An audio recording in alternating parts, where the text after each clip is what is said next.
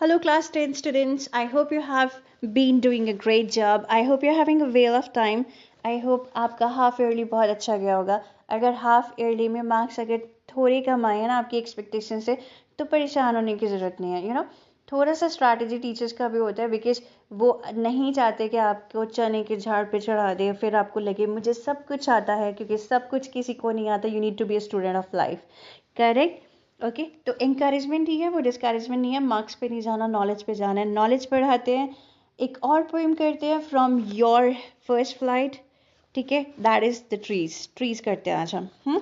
अब मुझे एक बात आपको पूछनी है. आप मुझे एक बात बताओ कि आप बॉस हो इस दुनिया के, है ना. What do you think, like you are the boss? Boss, you are not the boss, nature is the boss, है ना. अब नेचर बॉस है, और आपको क्या लगता है कि आप ही को फ्रीडम का राइट है? नहीं. फ्रीडम हर किसी का बर्थ राइट है, हर लिविंग क्रीचर का बर्थ राइट है. यहाँ पे ट्रीज को भी फ्रीडम चाहिए. अगर आपको ऐसा लगता है कि आप किसी की फ्रीडम को कर्टल कर रहे हो, आप किसी को कैप्टिव बना रहे हो, आप किसी को सप्रेस कर रहे हो, आप ऑप्रेसर बन रहे हो, तो एक तरह से आप भी फ्री नहीं हो. ठीक है. नेल्सन मंडेला में पढ़ा है आपने ये. ओके.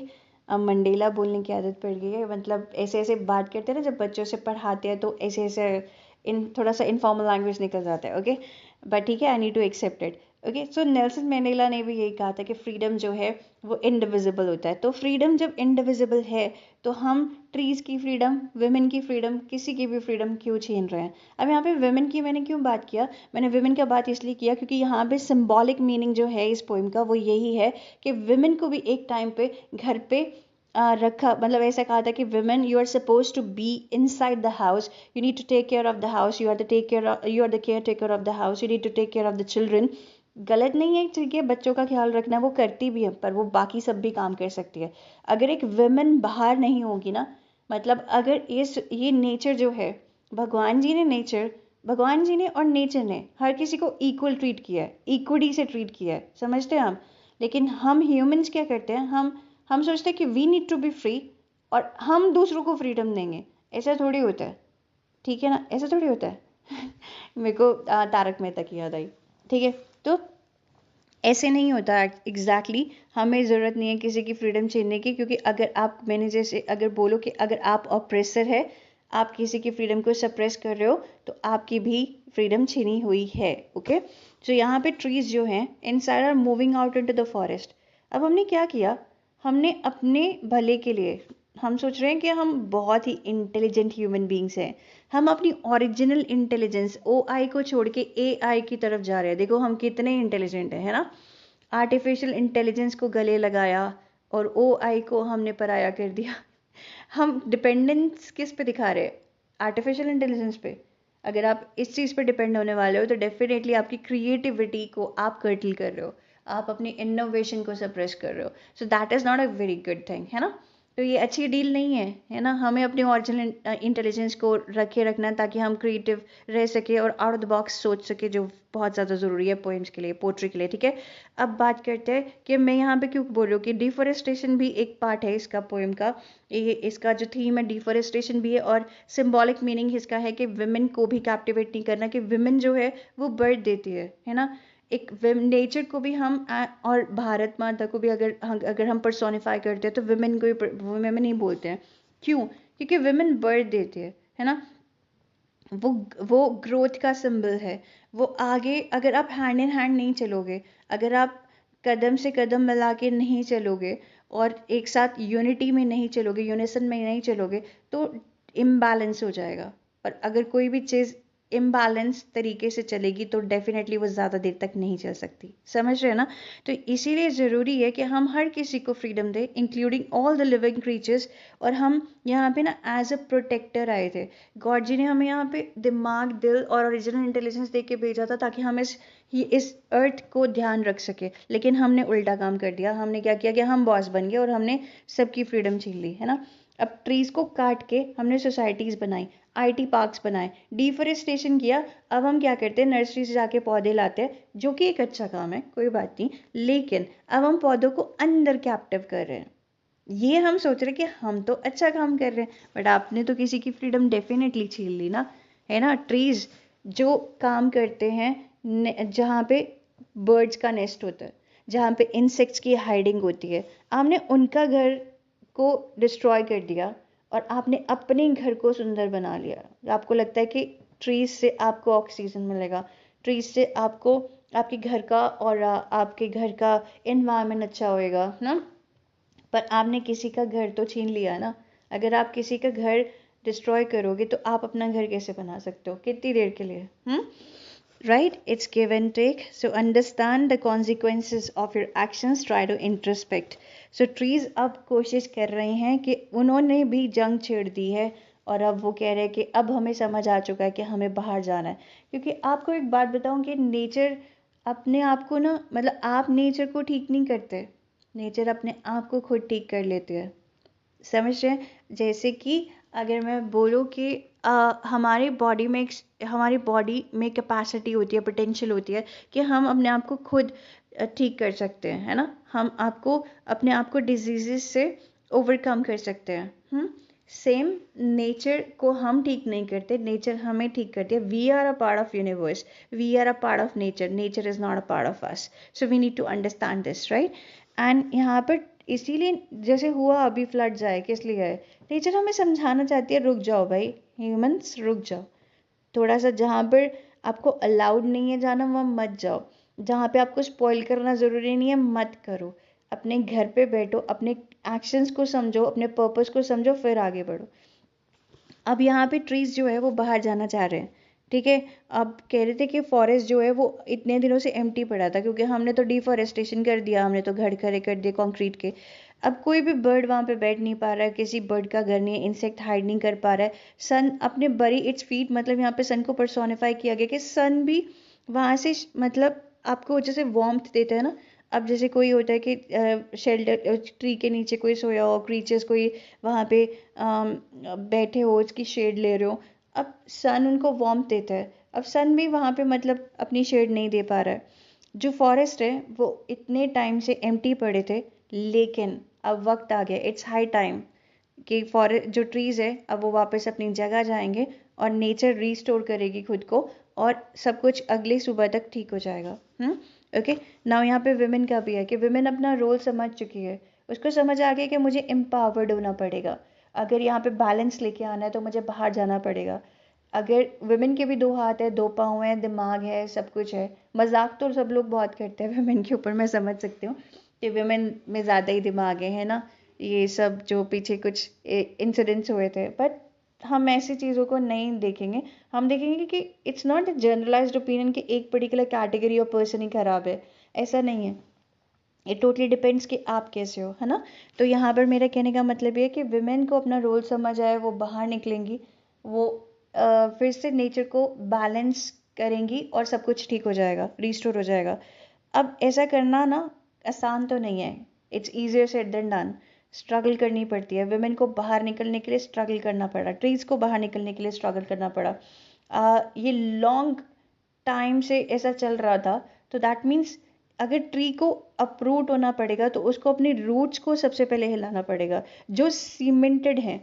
ऑल नाइट्स रूट काम कर रही हैं अपने आप को डिसएंगेज करने के लिए। डिसएंगेज मतलब वहां से निकालने के लिए। अब वरांडा के फ्लोर से, जो कि एक कंक्रीट से बना हुआ है, मतलब विमेन जिसके पाँव, जिसके कह लो कि जिसको इतने टाइम तक अंदर रखा गया था, अब उसको बाहर निकलने के लिए स्ट्रगल करना पड़ रहा है। उस कंक्रीट हाउस से, उस कैप्टिविटी से निकलने के लिए उसको स्ट्रगल करना पड़ रहा है। तो सबसे पहले वो अपने पाँव पे स्ट्रांगली खड़ी होएगी, फाउंडेशन को स्ट्रांग करेगी, है ना। ऐसे ही ट्रीज पहले अपने आप को अपरूट करेंगे वहां से। उसके बाद क्या होएगा? उसके बाद लीव्स भी, हर एक पार्ट जो है, अब यहाँ पर हम लीव्स कह सकते हैं कि बाल हो गए, है ना, वेमेन के बाल कह सकते हैं, वो भी कोशिश कर रहे हैं। मतलब एक हर एक पार्ट कोशिश कर रहा है फ्रीडम पाने के लिए, और कोई भी पार्ट ऐसा नहीं है जो स्ट्रांग नहीं है। वेमेन का, ट्रीज का, ह्यूमन का, नेचर का, और हर एक क्रीचर का पार्ट, हर एक पार्ट स्ट्रांग है क्योंकि वो नेचर से बना हुआ है। हम बहुत ज़्यादा स्ट्रांग हैं, ठीक है। तो लीव्स भी कोशिश कर रहे हैं, ग्लास पे जोर डाल रहे हैं, एक्सर्ट कर रहे हैं कि हम यहाँ से बाहर निकल जाएं। छोटी छोटी टहनियाँ, स्मॉल ट्विग्स, वो भी एक्सर्शन, मतलब वो भी पुश कर रही हैं, वो भी पूरे एफर्ट कर रही हैं निकलने की। लॉन्ग क्रैम्ड बोज, इनको क्या कहते हैं, लॉन्ग क्राउन बोस का मतलब है हाथ जो तब से दबे हुए थे, हाथ जो तब से मतलब फोल्ड हो रखे थे, अब वो अनफोल्ड हो रहे हैं। क्रैम्प्ड मतलब जो फोल्ड हो रखी हैं, अब वो खुल रही हैं। बोझ का मतलब ब्रांचेस, वो भी शफल कर रही है, छटपटा रही है कि हमें जाना है यहाँ से, सीधा कर रही है, मतलब अपने आप को स्ट्रेच आउट कर रही है और वहाँ से बाहर निकल जाएंगी। तो हर एक पार्ट, विमेन का हर एक पार्ट, ट्रीज का हर एक पार्ट कोशिश कर रहा है फ्रीडम पाने की। स्ट्रगल देखो कितनी बड़ी है ना। ऐसे ही नहीं मिलती है फ्रीडम, ऐसे ही अपनी जगह नहीं बनाते हम। उसके बाद ये सब कैसे कर रहे हैं, जैसे न्यूली, इसको कंपेयर किया गया एक न्यूली डिस्चार्ज पेशेंट से, जो कि हाफ डेज मतलब हाफ कॉन्शियस है, और वो क्लिनिक के डोर से बाहर जा रहा है। अब आप सोचो कि किसका मन करता है हॉस्पिटल में रहने का, है ना, किसी का मन नहीं करता। अब हॉस्पिटल में से बाहर जब पेशेंट को छुट्टी मिल जाती है तो वो कैसे भागता है ना कि मैं निकल जाऊं, इसी मोमेंट अपने घर पहुंच जाऊं। तो ट्रीज को भी अपने घर पहुंचना है। घर क्या है, उनका हैबिटेट नेचुरल एनवायरनमेंट है ना, फॉरेस्ट है, वो वहां पे ही रहते थे, हमने वहां से उनको उखाड़ दिया। तो अब विमेन को भी बाहर निकलना है। अब ये हाफ डेज्ड है, मतलब हाफ कॉन्शियस है। अभी इन्होंने इतना स्ट्रगल कर लिया है कि इनकी एनर्जी अभी जो है वो पूरी नहीं है ना, अभी पूरा रिचार्ज नहीं हुआ है। लेकिन इनके जो अंदर की जील और पैशन है ना, और जो डिवोशन है, वो पूरा है, वो बाहर निकल रहे हैं। तो ये न्यूली डिस्चार्ज पेशेंट्स किस तरह मतलब अभी हाफ एनर्जी के साथ बाहर निकल रहे हैं, लेकिन इनका पैशन पूरा है।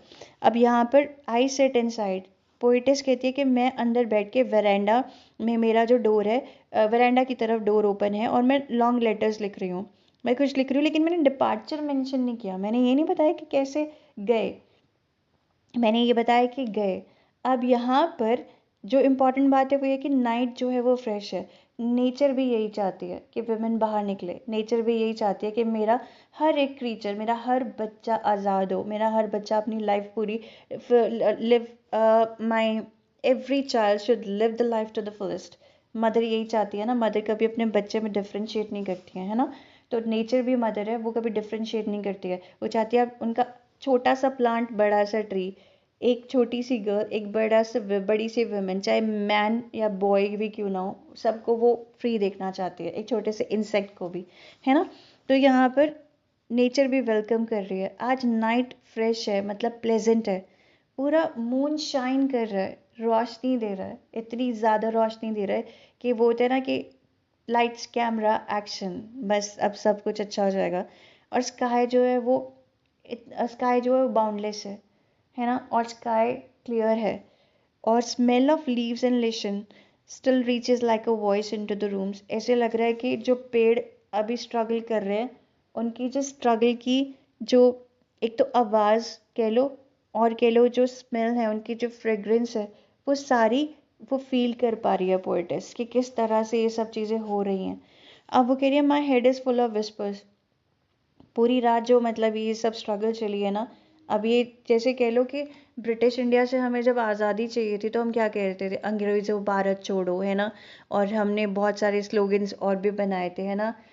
इंडिया को इंडिपेंडेंस चाहिए थी। जब भी आपको कुछ प्रोटेस्ट करना होता है तो आप ऐसा कुछ करते हो, तो वो प्रोटेस्ट की जो आवाज़ें हैं या एक्साइटमेंट की जो आवाज़ें हैं, वो पोएटेस को सुनाई दे रही है कि वो फ्री होने की, आज़ादी, आज़ादी, ऐसा कुछ इसके दिमाग में आ रहा है। सोचो, विजुलाइज करके देखो, है ना, कि आपको बाहर निकलना, तो आपके मन में क्या चल रहा होगा, और आप वो वाइब दूसरे को फील करवा पा रहे हो, है ना। आपका इतना स्ट्रांग पैशन है बाहर निकलने के लिए। अब ग्लास ब्रेक हो गया है, ठीक है। अब जो ट्रीज है, विजुलाइज करके देखो, वो आगे बढ़ रहे हैं। स्टम्बलिंग क्यों लिखा गया है यहाँ पे, स्टम्बलिंग इसलिए लिखा हुआ है कि अभी वो हाफ कॉन्शियस हैं, अभी उन्होंने बहुत स्ट्रगल किया है। अभी उनको शक्ति कहाँ जाके, पावरफुल रिचार्ज कहाँ जाके मिलेगा, जब वो अपने हैबिटेट में होंगे। बैलेंस कब होएगी नेचर, रिस्टोर कब होएगी, जब वो अपने घर पे होंगे। घर पे आपको कितनी ज़्यादा एनर्जी मिलती है ना। हाउस जो है ना, मतलब जो एक होम है ना, I am not talking about house, I am talking about home. आपको होम ना मतलब एक ऐसी पावर देता है ना जो इनएक्सप्लिकेबल है। आपको सब कुछ सुकून मिलता है, सोलस मिलता है, आपको ट्रैंक्विलिटी मिलती है, आपको वो इटर्नल जॉय मिलता है यहाँ पर, है ना। तो ट्रीज जो हैं वो ऐसे लड़खड़ा के जा रहे हैं, और विंड्स जो है ना, मतलब वो बढ़ रही हैं, वो भी बढ़ रही हैं, उनको गले लग रही हैं। तो सोचो नेचर भी कितना ब्यूटीफुली ओपन आर्म से वेलकम कर रही है ट्रीज को, कि हाँ मेरे बच्चे आ गए हैं, अपने घर वापस आ गए हैं, है ना। अगर वुमेन को भी देखे तो वुमेन को भी लग रहा है कि हाँ मेरे को आज़ादी मिल गई है, और हाँ मुझे वो जो हमेशा से करना चाहिए था, मेरे को रिस्टोर करना था बैलेंस। और मतलब अब हम जब मिलके चलेंगे, यूनिसन में चलेंगे, तो ये नेचर एक बेटर प्लेस होएगा for all the creatures to live, है ना। अब यहाँ पे जो मून भी है ना, जब खड़ा हो गया ना, वो टॉल ओक ट्री की बात की गई है यहाँ पर, ठीक है। तो टॉल ओक ट्री की बात की गई है क्योंकि वो ओक ट्री जो होता है वो सीधा खड़ा होता है, वो झुक के नहीं खड़ा होता, वो सीधा खड़ा होता है। तो मतलब अब वो फुल पावर में आ गया जब अपने घर आ गया। अब वो जब सीधा खड़ा है ना, तो मून जो है ना, उसने उसको ताज पहना दिया है, क्राउन पहना दिया है, क्योंकि वहां से वो क्रैक सा लग रहा है ना, जैसे पीछे से ओक ट्री के मून ऐसे लग रहा है कि जैसे उसने एक ब्रोकन मिरर के पीसेस होते हैं, जैसे क्राउन पहना हो और क्राउन पे बहुत सारे डायमंड्स शाइन कर रहे हो। आप विजुलाइज कर सकते हो कि ये कितना मज़ा आ रहा है ना, ये सोच के कि ट्री को फ्रीडम मिल गई है, कि वुमेन को फ्रीडम मिल गई है। आपने अपने मन से किसी को फ्री कर दिया है। जब आप अपने मन से किसी को फ्री करते हो ना, आप खुद को फ्री पाते हो। तो इस पोइम का मतलब ही यही है। एक तो मैसेज है, इंपॉर्टेंट मैसेज है कि डिफोरेस्टेशन मत करो, don't dig your own graves, because trees and you are the part of the same nature. जब मदर नेचर डिफ्रेंशिएट नहीं करती हो तो आप क्यों कर रहे हो। सेकेंडली, आप किसी की फ्रीडम को सप्रेस करोगे, खुद भी सप्रेस होगे। तो freedom is the birth right of every creature, so make sure that you are not going to do that. So trees का मेन थीम यही है कि let live and let live, ठीक है। ट्रीज को भी मतलब कट डाउन मत कीजिए, अप्रूट मत कीजिए। आपको उसकी ज़रूरत है, उनकी ज़रूरत है ना। हम सबको एक दूसरे की ज़रूरत है। और एक वुमेन के भी रोल की बात करी गई है। इसके अलावा भी अगर आपको लगता है कि कोई मतलब आप यहाँ से निकाल सकते हैं, आप थॉट प्रोसेस आपका इतना अच्छा है, तो आप मेरे साथ शेयर करो, ठीक है। आप अपने एक दूसरे के साथ शेयर करो, नई सोच के साथ आओ, है ना। और OI यूज़ करो, ओरिजिनल इंटेलिजेंस यूज़ करो, जैसे मैंने आपको बोला। तो ट्रीज़ को जीने दो, खुद भी जियो, क्योंकि वो आपका सोर्स ऑफ सर्वाइवल है। ऑक्सीजन चाहिए आपको, एयर चाहिए, है ना। एंड हर चीज़ की ज़रूरत है इस नेचर में। और वुमेन बैलेंस की ज़रूरत है, बैलेंस करने की ज़रूरत है। और हर किसी को अपने घर जाने की इजाज़त होनी चाहिए, है ना। तो कैप्टिविटी में कोई फ़ायदा नहीं है। और आपको भी पता है ट्रीज़ जो है, अगर आपका क्वेश्चन आ सकता है तो टाइगर इन द जू के साथ आ सकता है। Tiger in the zoo and tiger in forest, tiger in wild, trees in the backyard, trees in their home, in their habitat. तो आप ये मान सकते हो, ये क्वेश्चन भी आ सकता है कि कैसे जब आज़ादी मिलती है तो कैसे खड़े होते हैं टॉल, कैसे नेचर भी वेलकम करती है और आप अपना मतलब फुल पावर में होते हैं। लेकिन अगर आपको कोई कैप्टिव करता है तो आप अपनी सोल, आप अपनी आइडेंटिटी को भी लूज़ कर देते हो। ऐसे ही टाइगर ने भी अपनी आइडेंटिटी, अपनी सोल लूज़ कर दी थी, जो अपना फिरोशियस एनिमल है ना। अब आप मेरी पोएम्स मैंने ऑलरेडी एक्सप्लेन कर दी है, आपको मैं लिंक प्रोवाइड कर दूंगी इसके साथ सारी पोएम्स का। और please go through the poem, पहले पूरे अच्छे से समझो, फिर मैं आपको रैपिड ओवरव्यू भी दूंगी, okay. In case you have any doubts, feel free to reach me out and make sure that you're gonna rise and shine, because you are rising superstars, my 10th class students. Take care of yourself. Bye bye, catch you later.